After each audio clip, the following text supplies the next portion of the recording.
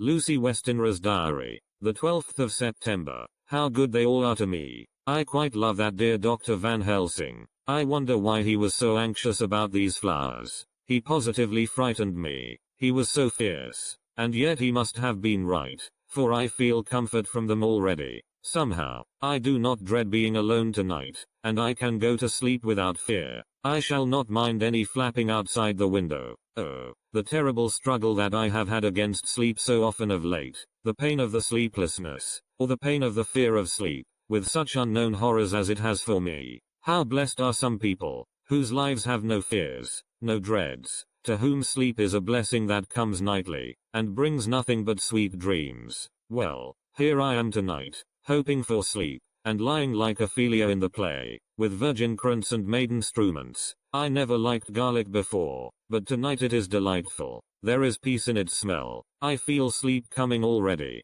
Good night, everybody. Dr. Seward's diary. The 13th of September. Called at the Berkeley and found Van Helsing, as usual, up to time. The carriage ordered from the hotel was waiting. The professor took his bag, which he always brings with him now. Let all be put down exactly. Van Helsing and I arrived at Hillingham at 8 o'clock. It was a lovely morning. The bright sunshine and all the fresh feeling of early autumn seemed like the completion of nature's annual work.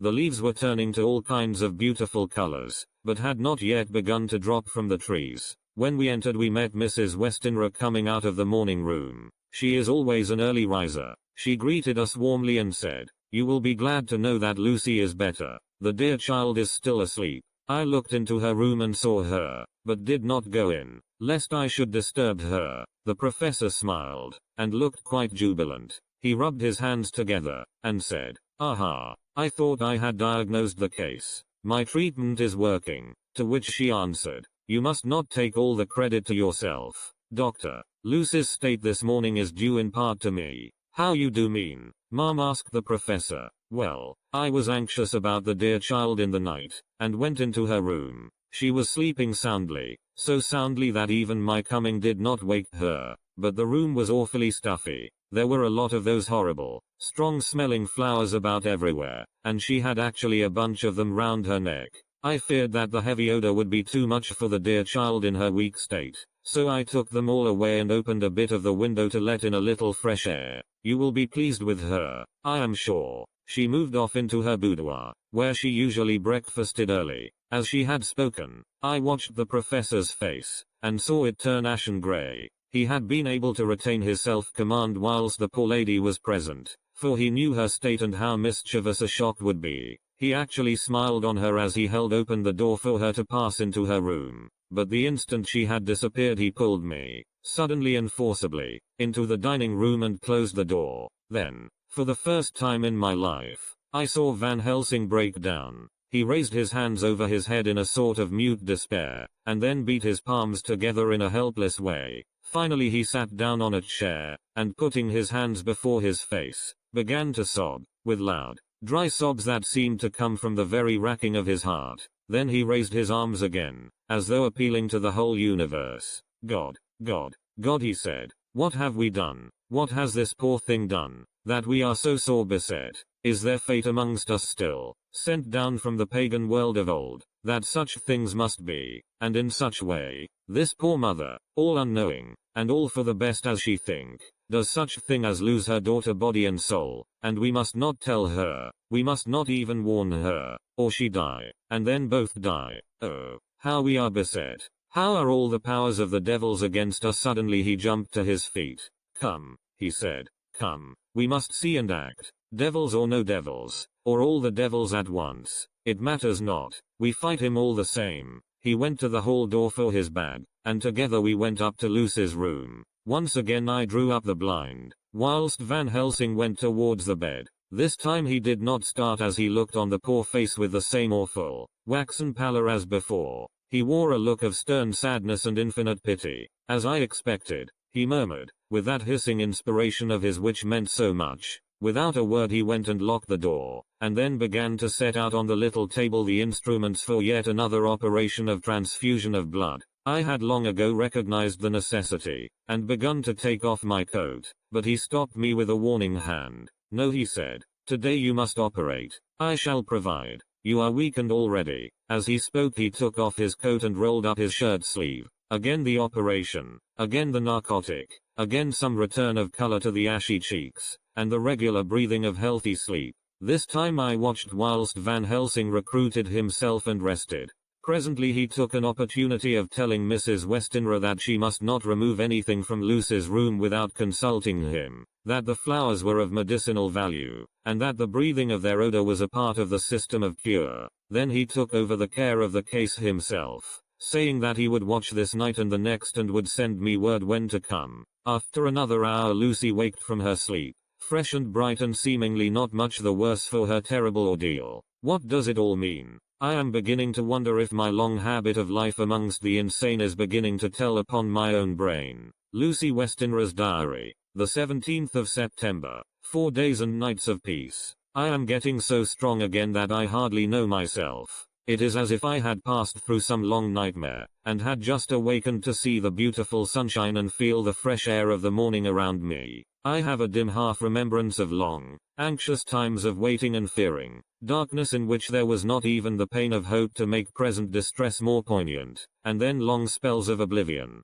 and the rising back to life as a diver coming up through a great press of water. Since, however, Dr. Van Helsing has been with me, all this bad dreaming seems to have passed away. The noises that used to frighten me out of my wits, the flapping against the windows, the distant voices which seemed so close to me, the harsh sounds that came from I know not where and commanded me to do I know not what, have all ceased. I go to bed now without any fear of sleep. I do not even try to keep awake. I have grown quite fond of the garlic, and a boxful arrives for me every day from Haarlem. Tonight Dr. Van Helsing is going away, as he has to be for a day in Amsterdam, but I need not be watched. I am well enough to be left alone.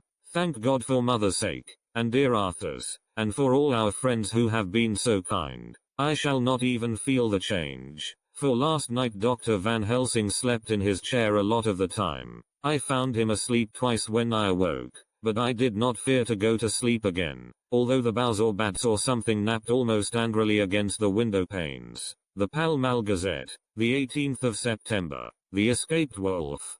Perilous adventure of our interviewer. Interview with the keeper in the zoological gardens. After many inquiries and almost as many refusals, and perpetually using the words Pall Mall Gazette as a sort of talisman, I managed to find the keeper of the section of the zoological gardens in which the wolf department is included. Thomas Bilder lives in one of the cottages in the enclosure behind the elephant house, and was just sitting down to his tea when I found him. Thomas and his wife are hospitable folk, elderly, and without children, and if the specimen I enjoyed of their hospitality be of the average kind, their lives must be pretty comfortable. The keeper would not enter on what he called business until the supper was over, and we were all satisfied. Then when the table was cleared, and he had lit his pipe, he said, "Now, sir, you can go on and ask me what you want. You'll excuse me refers in to talk of professional subjects afore meals. I gives the wolves and the jackals and the hyenas in all our section their tea afore I begins to ask them questions."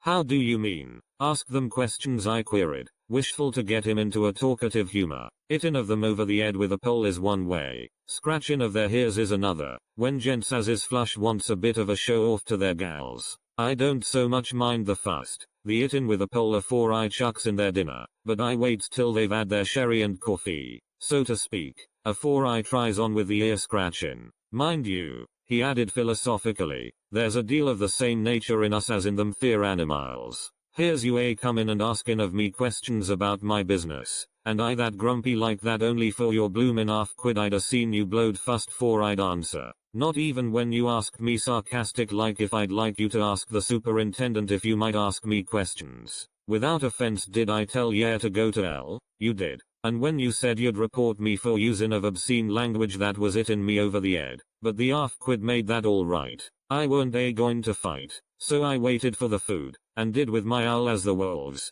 and lions, and tigers does. But, law love yer art, now that the old ooman has stuck a chunk of her tea cake in me, and rinsed me out with her bloomin' old teapot, and I've lit hup, you may scratch my ears for all you're worth, and won't get even a growl out of me. Drive along with your questions. I know what yer a comin' at, that escaped wolf. Exactly. I want you to give me your view of it. Just tell me how it happened, and when I know the facts I'll get you to say what you consider was the cause of it, and how you think the whole affair will end. Alright, governor. This here is about the old story. That wolf what we called Berserker was one of 3 grey ones that came from Norway to Jamratches, which we bought off him 4 years ago. He was a nice well-behaved wolf, that never gave no trouble to talk of. I'm more surprised at him for wanting to get out nor any other animal in the place. But, there, you can't trust wolves no more nor women. Don't you mind him, so broke in Mrs. Tom, with a cheery laugh. He's got mindin' the animals so long that blessed if he ain't like a old wolf myself. But there ain't no harm in him. Well, sir, it was about 2 hours after feedin' yesterday when I first hear my disturbance. I was making up a litter in the monkey house for a young puma which is ill, but when I heard the yelpin' and howlin' I came away straight. There was Berserker a tearin' like a mad thing at the bars as if he wanted to get out. There wasn't much people about that day, and close at hand was only one man, a tall, thin chap, with a hook nose and a pointed beard, with a few white hairs running through it.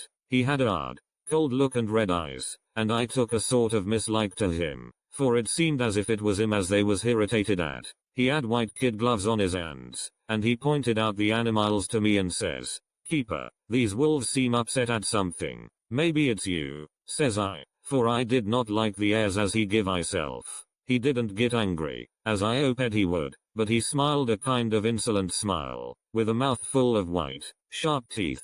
"Oh no, they wouldn't like me," he says. "Ah yes, they would," says I, imitating of him. "They always likes a bone or two to clean their teeth on about tea time, which you has a bag full." Well, it was a odd thing, but when the animals see us talking they lay down, and when I went over to Berserker he let me stroke his ear same as ever. That there man came over, and blessed but if he didn't put in his hand and stroke the old wolf's ears too. "Take care," says I. "Berserker is quick." "Never mind," he says. "I'm used to 'em. Are you in the business yourself?" I says, taking off my hat, for a man what trades in wolves, etc., is a good friend to keepers. "No," says he, "not exactly in the business, but I have made pets of several," and with that he lifts his hat as polite as a lord, and walks away. Old Berserker kept looking after him till he was out of sight, and then went and lay down in a corner and wouldn't come out the ole heavening. Well, last night, so soon as the moon was up,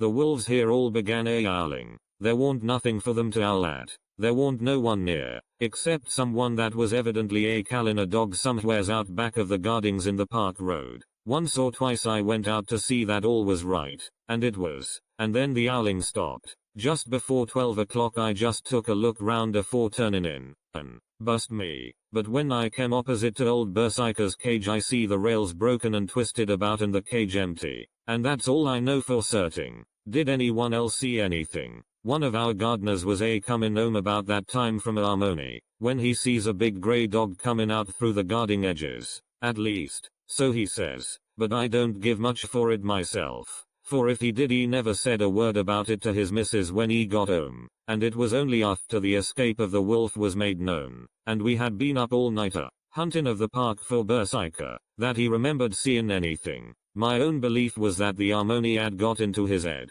Now, Mr. Boulder, can you account in any way for the escape of the wolf? "Well, sir," he said with a suspicious sort of modesty, "I think I can, but I don't know as how you'd be satisfied with the theory." "Certainly I shall. If a man like you, who knows the animals from experience, can't hazard a good guess at any rate, who is even to try? Well then, sir, I accounts for it this way. It seems to me that wolf escaped, simply because he wanted to get out." From the hearty way that both Thomas and his wife laughed at the joke I could see that it had done service before, and that the whole explanation was simply an elaborate sell. I couldn't cope in badinage with the worthy Thomas, but I thought I knew a surer way to his heart, so I said, "Now, Mr. Boulder, we'll consider that first half sovereign worked off, and this brother of his is waiting to be claimed when you've told me what you think will happen." "Right wha, sir," he said briskly. "Ye'll excuse me, I know, for a chaffin' of ye, but the old woman here winked at me, which was as much as telling me to go on." "Well, I never said the old lady. My opinion is this, that wolf is hiding of, somewheres. The gardener what didn't remember said he was a galloping northward faster than a horse could go, but I don't believe him. 4. Yes, sir. Wolves don't gallop no more nor dogs does. They not bein' built that way. Wolves is fine things in a storybook, and I dessay when they gets in packs and does be chivying something that's more afeard than they is they can make a devil of a noise and chop it up, whatever it is. But, Lord bless you, in real life a wolf is only a low creature, not half so clever or bold as a good dog, and not half a quarter so much fight in him. This one ain't been used to fightin' or even to providin' for hisself, and more like he's somewhere round the park a hidin' and a shiverin' of, and, if he thinks at all, wonderin' where he is to get his breakfast from, or maybe he's got down some area and is in a coal cellar. My eye, won't some cook get a rum start when she sees his green eyes a shining at her out of the dark? If he can't get food he's bound to look for it, and mayhap he may chance to light on a butcher's shop in time. If he doesn't, and some nursemaid goes a walking off with a soldier, Levin of the infant in the perambulator, well, then I shouldn't be surprised if the census is one babby the less. That's all. I was handing him the half-sovereign, when something came bobbing up against the window, and Mr. Bilder's face doubled its natural length with surprise. God bless me, he said, if there ain't old Berserker come back by myself. He went to the door and opened it, a most unnecessary proceeding it seemed to me. I have always thought that a wild animal never looks so well as when some obstacle of pronounced durability is between us. A personal experience has intensified rather than diminished that idea. After all, however, there is nothing like custom, for neither Bilder nor his wife thought any more of the wolf than I should of a dog. The animal itself was as peaceful and well behaved as that father of all picture wolves, Red Riding Hood's quondam friend, whilst moving her confidence in masquerade. The whole scene was an unutterable mixture of comedy and pathos. The wicked wolf that for half a day had paralyzed London and set all the children in the town shivering in their shoes, was there in a sort of penitent mood, and was received and petted like a sort of vulpine prodigal son. Old Bilder examined him all over with most tender solicitude, and when he had finished with his penitent said, "There, I knew the poor old chap would get into some kind of trouble. Didn't I say it all along? Here's his head all cut and full of broken glass. He's been getting over some bloomin' wall or other. It's a shame that people are allowed to top their walls with broken bottles. This here's what comes of it. Come along, Berserker." He took the wolf and locked him up in a cage, with a piece of meat that satisfied, in quantity at any rate, the elementary conditions of the fatted calf, and went off to report. I came off, too, to report the only exclusive information that is given today regarding the strange escapade at the zoo. Dr. Seward's diary. The 17th of September, I was engaged after dinner in my study posting up my books, which, through press of other work and the many visits to Lucy, had fallen sadly into arrear. Suddenly the door was burst open, and in rushed my patient, with his face distorted with passion. I was thunderstruck, for such a thing as a patient getting of his own accord into the superintendent's study is almost unknown. Without an instant's pause he made straight at me. He had a dinner knife in his hand, and, as I saw he was dangerous, I tried to keep the table between us. He was too quick and too strong for me, however, for before I could get my balance he had struck at me and cut my left wrist rather severely. Before he could strike again, however, I got in my right and he was sprawling on his back on the floor. My wrist bled freely, and quite a little pool trickled onto the carpet. I saw that my friend was not intent on further effort, and occupied myself binding up my wrist, keeping a wary eye on the prostrate figure all the time. When the attendants rushed in, and we turned our attention to him, his employment positively sickened me. He was lying on his belly on the floor licking up, like a dog, the blood which had fallen from my wounded wrist. He was easily secured, and, to my surprise, went with the attendants quite placidly, simply repeating over and over again, "The blood is the life. The blood is the life. I cannot afford to lose blood just at present. I have lost too much of late for my physical good, and then the prolonged strain of Lucy's illness and its horrible phases is telling on me. I am overexcited and weary, and I need rest, rest, rest. Happily Van Helsing has not summoned me, so I need not forego my sleep. Tonight I could not well do without it. Telegram. Van Helsing, Antwerp, to Seward, Carfax. Sent to Carfax, Sussex, as no county given. Delivered late by 22 hours. the 17th of September. Do not fail to be at Hillingham tonight. If not watching all the time frequently, visit and see that flowers are as placed. Very important. Do not fail. Shall be with you as soon as possible after arrival. Dr. Seward's Diary. The 18th of September. Just off for train to London. The arrival of Van Helsing's telegram filled me with dismay. A whole night lost, and I know by bitter experience what may happen in a night. Of course it is possible that all may be well, but what may have happened? Surely there is some horrible doom hanging over us that every possible accident should thwart us in all we try to do. I shall take this cylinder with me, and then I can complete my entry on Lucy's phonograph.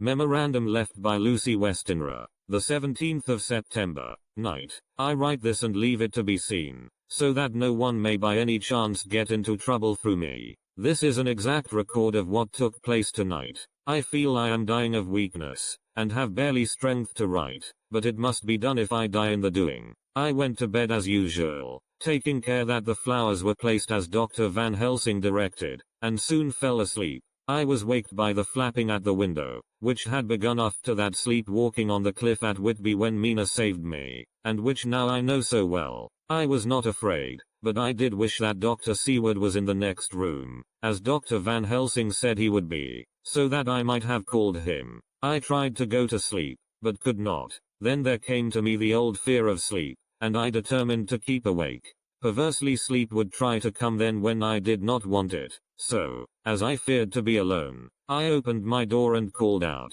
"Is there anybody there?" There was no answer. I was afraid to wake mother, and so closed my door again. Then outside in the shrubbery I heard a sort of howl like a dog's, but more fierce and deeper. I went to the window and looked out, but could see nothing, except a big bat, which had evidently been buffeting its wings against the window. So I went back to bed again, but determined not to go to sleep.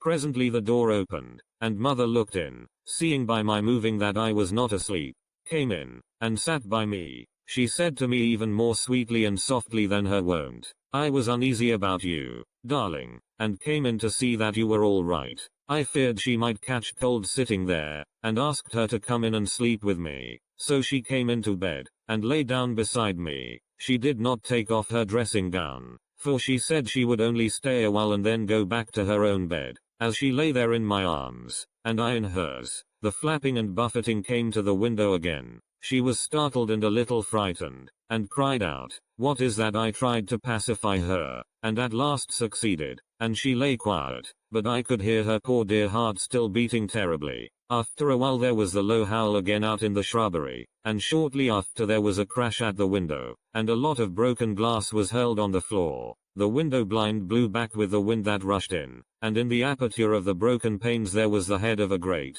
gaunt grey wolf. Mother cried out in a fright, and struggled up into a sitting posture, and clutched wildly at anything that would help her. Amongst other things, she clutched the wreath of flowers that Dr. Van Helsing insisted on my wearing round my neck, and tore it away from me. For a second or two she sat up, pointing at the wolf, and there was a strange and horrible gurgling in her throat. Then she fell over, as if struck with lightning, and her head hit my forehead and made me dizzy for a moment or two. The room and all round seemed to spin round. I kept my eyes fixed on the window, but the wolf drew his head back, and a whole myriad of little specks seemed to come blowing in through the broken window, and wheeling and circling round like the pillar of dust that travelers describe when there is a simoon in the desert. I tried to stir, but there was some spell upon me, and dear mother's poor body, which seemed to grow cold already, for her dear heart had ceased to beat, weighed me down, and I remembered no more for a while. The time did not seem long,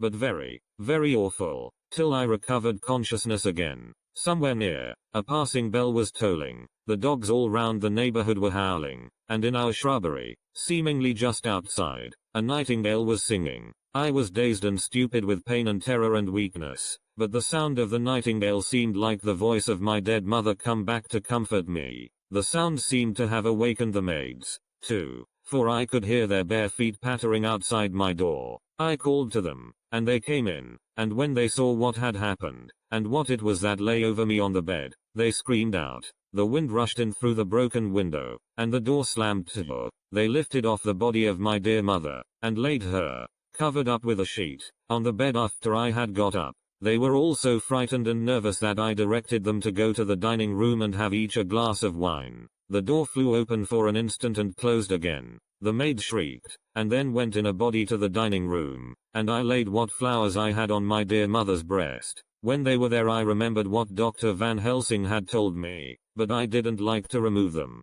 and, besides, I would have some of the servants to sit up with me now. I was surprised that the maids did not come back.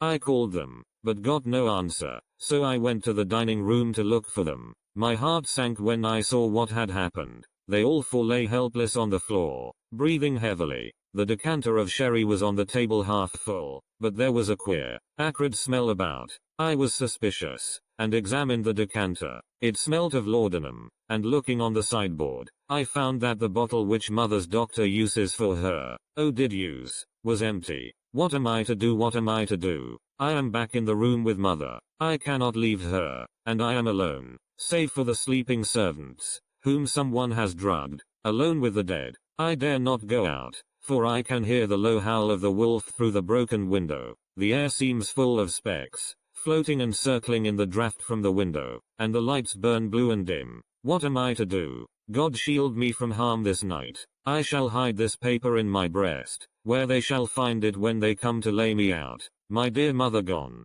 It is time that I go too. Goodbye, dear Arthur. If I should not survive this night, God keep you, dear, and God help me.